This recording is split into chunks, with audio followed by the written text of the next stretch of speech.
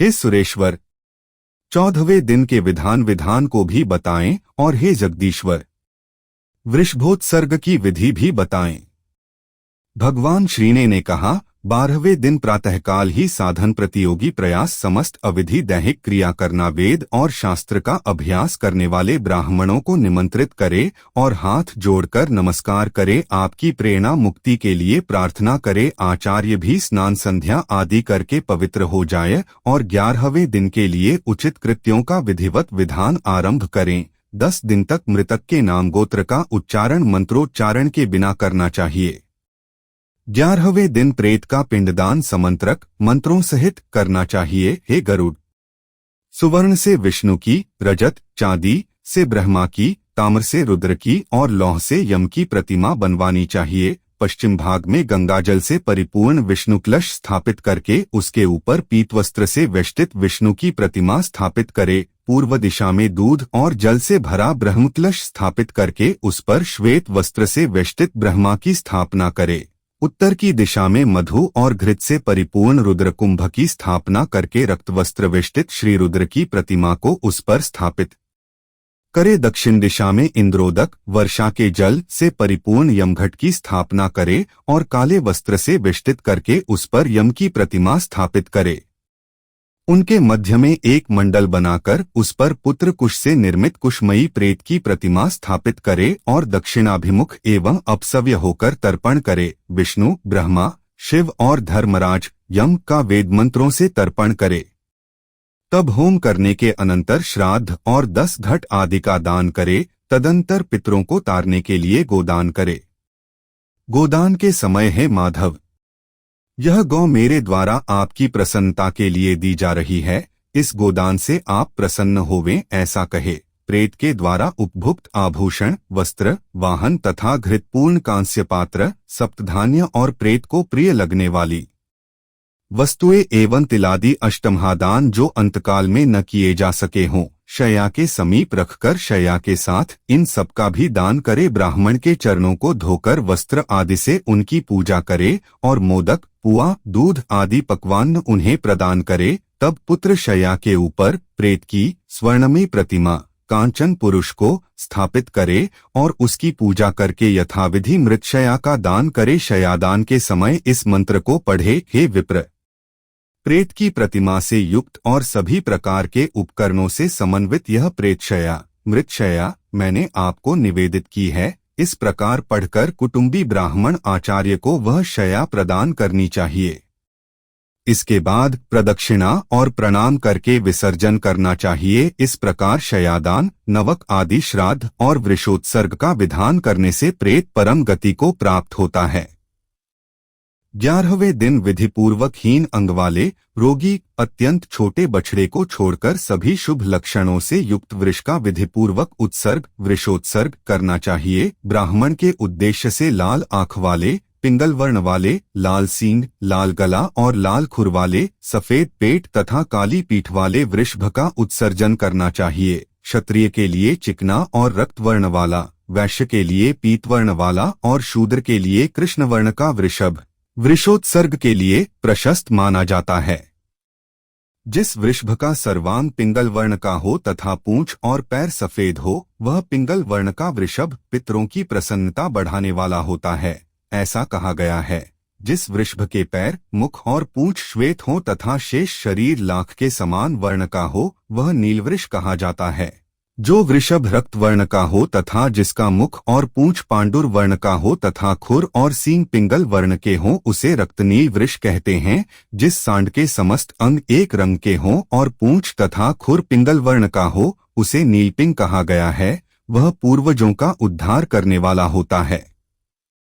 जो कबूतर के समान रंग वाला हो, जिसके ललाट पर तिलक-सी आकृति हो और सर्वांग सुंदर हो, वह बभ्रुनील वृषभ कहा जाता है। जिसका संपूर्ण शरीर नीलवर्ण का हो और दोनों नेत्र रक्तवर्ण के हों, उसे महानील वृषभ कहते हैं। इस प्रकार नील वृषभ 5 प्रकार के होते हैं। वृष का संस्कार करके उसे अवश्य मुक्त कर देना चाहिए, घर में नहीं रखना चाहिए। इसी विषय में लोक में एक पुरानी गाथा प्रचलित है। बहुत से पुत्रों की कामना करनी चाहिए, ताकि उनमें से कोई एक गया जाए अथवा गौरी कन्या का विवाह कन्यादान करे या नील वृष का उत्सर्ग करे।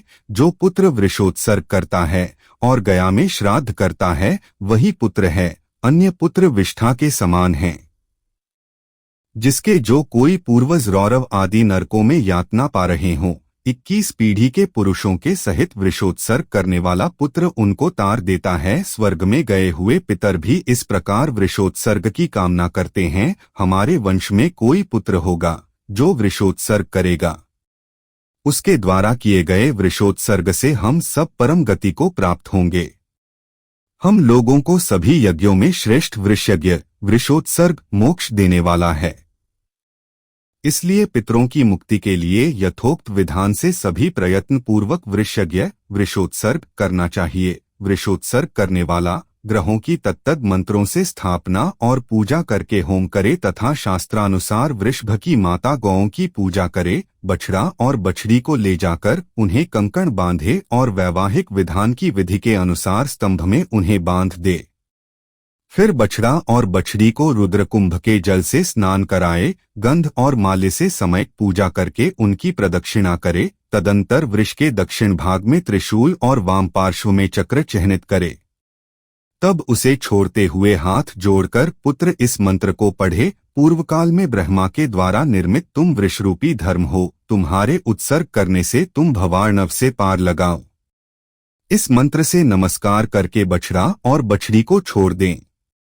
भगवान विष्णु ने कहा, इस प्रकार जो वृषोत्सर्ग करता है मैं सदा उसे वर प्रदान करता हूँ और प्रेत को मोक्ष प्रदान करता हूँ। आथ वृषोत्सर्ग कर्म करना चाहिए। अपनी जीवितावस्था में भी वृषोत्सर्ग करने पर वही फल प्राप्त होता है। पुत्रहीन मनुष्य तो स्वयं अपने उद्देश्य से वृषोत्सर्ग करके सुखपूर्वक परम गति को प्राप्त करता है। कार्तिक आदि शुभ महीनों में सूर्य के उत्तरायण होने पर, शुक्ल पक्ष अथवा कृष्ण पक्ष की द्वादशी आदि तिथियों में, सूर्य चंद्र के ग्रहण काल में, पवित्र तीर्थ में, दोनों अयन संक्रांतियों मकर कर्क में और विषुवत संक्रांतियों मेष तुला में वृषोत्सर्ग करना चाहिए। शुभ लग्न और मुहूर्त में पवित्र स्थान में समाहित चित्त होकर विधि जानने वाले शुभ लक्षणों से युक्त ब्राह्मण को बुलाकर जप होम तथा दान से अपनी देह को पवित्र करके पूर्वोक्त रीति से सभी होमादि कृत्यों का संपादन करना चाहिए। शालग्राम की स्थापना करके वैष्णव श्राद्ध करना चाहिए। तदंतर अपना श्राद्ध करे और ब्राह्मणों को दान देहे। पक्षिण अपुत्रवान अथवा पुत्रवान जो भी इस प्रकार वृषोत्सर्ग करता है, उस वृषोत्सर्ग से उसकी सभी कामनाएं पूर्ण होती हैं। अग्निहोत्रादि यज्ञों से और विविध दानों से भी वह गति नहीं होती जो वृषोत्सर्ग से प्राप्त होती है। बाल्यावस्था, कौमार, पौगंड, यौवन और वृद्धावस्था में किया गया जो पाप है वह सब वृषोत्सर्ग से नष्ट हो जाता है, इसमें संशय नहीं है। मित्रद्रोही, कृतघ्न, सुरापान करने वाला, गुरुपत्नीगामी, ब्रह्महत्यारा और स्वर्ण की चोरी करने वाला भी वृषोत्सर्ग से पाप मुक्त हो जाता है। ये लोग महापापी कहे गए हैं। इसलिए हे तार्क्ष्य, सभी प्रयत्न करके वृषोत्सर्ग करना चाहिए। तीनों लोक में वृषोत्सर्ग के समान कोई पुण्य कार्य नहीं है। पति और पुत्र वाली स्त्री यदि उन दोनों के सामने मर जाए तो उसके उद्देश्य से वृषोत्सर्ग नहीं करना चाहिए, अपितु दूध देने वाली गाय का दान करना चाहिए। हे गरुड़, जो व्यक्ति वृषोत्सर्ग वाले वृषभ को कंधे अथवा पीठ पर भार ढोने के काम में प्रयोग करता है वह प्रलय पर्यंत घोर नरक में निवास करता है। जो निर्दयी व्यक्ति मुट्ठी, मुक्के अथवा लकड़ी से वृषभ को मारता है वह एक कल्प तक यमयातना को भोगता है। इस प्रकार वृषोत्सर्ग करके सपिंडीकरण के पूर्व षोडश श्राद्धों को करना चाहिए। वह मैं तुमसे कहता हूँ मृतस्थान में, द्वार पर, अर्धमार्ग में, चिता में, शव के हाथ में और अस्थि संचय में इस प्रकार 6 पिंड प्रदान करके 10 दिन तक दशगात्र के 10 पिंडों को देना चाहिए। यह प्रथम मलिन षोडशी श्राद्ध कहा जाता है और दूसरा मध्य में किया जाने वाला मध्यम षोडशी कहा जाता है। उसके विषय में तुमसे कहता हूँ, मध्यम षोडशी में मलिन षोडशी की भांति ही 16 पिंड होते हैं। पहला पिंड भगवान विष्णु को, दूसरा शिव तथा तीसरा सपरिवार यम को प्रदान करे। चौथा पिंड सोमराज, पांचवा हव्यवाह हव्य को वहन करने वाले अग्नि, छठा कव्यवाह कव्य वहन करने वाले अग्नि तथा सातवां पिंड काल को प्रदान करे। आठवां पिंड रुद्र को, नवां पुरुष को, 10वां प्रेत को और 11वां पिंड विष्णु को प्रदान करे। 12वां पिंड ब्रह्मा को, 13वां विष्णु को, 14वां शिव को, 15वां यम को और 16वां पिंड तत्पुरुष के उद्देश्य से देना चाहिए। हे खग, तत्वविद लोग इसे मध्यम षोडशी कहते हैं। तदंतर प्रतिमास के 12 पाक्षिक, त्रिपाक्षिक, ऊनषाणमासिक और ऊनाब्दिक इन श्राद्धों को उत्तम षोडशी कहा जाता है। इनके विषय में मैंने तुम्हें बताया। हे ताक्ष्य, इनको 11वें दिन चरु बनाकर करना चाहिए। ये 48 श्राद्ध प्रेतत्व को नष्ट करने वाले हैं। जिस मृतक के उद्देश्य से ये 48 श्राद्ध किए जाते हैं वह पितरों की पंक्ति के योग्य हो जाता है। इसलिए पितरों की पंक्ति में प्रवेश दिलाने के लिए षोडशत्रयी, मलिन, मध्यम तथा उत्तम षोडशी करनी चाहिए।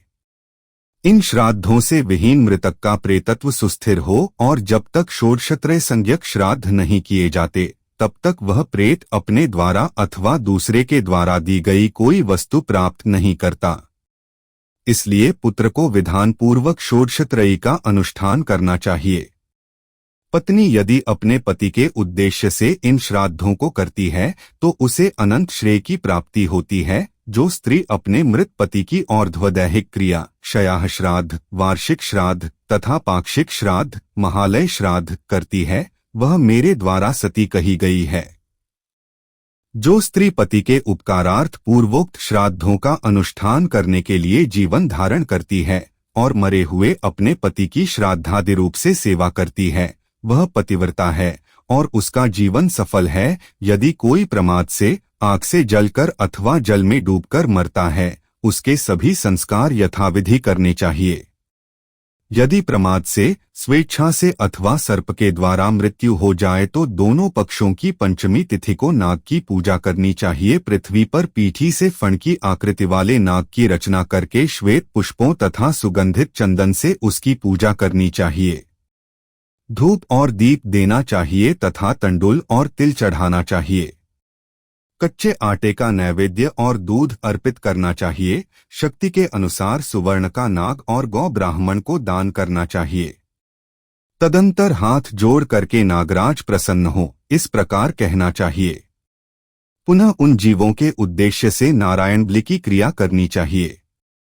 ऐसा करने से मृत व्यक्ति सभी पातकों से मुक्त हो स्वर्ग को प्राप्त होते हैं। इस प्रकार संपूर्ण क्रिया करके 1 वर्ष तक अन्न और जल के सहित घट का दान करना चाहिए अथवा संख्यानुसार जल के सहित पिंडदान करना चाहिए। इस प्रकार 11वें दिन श्राद्ध करके सपिंडीकरण करना चाहिए और सूतक बीत जाने पर शय्यादान और पददान करना चाहिए। इस प्रकार गरुड़ पुराण के अंतर्गत सारोद्धार में एकादशाह विधि निरूपण नामक 12वां अध्याय पूरा हुआ।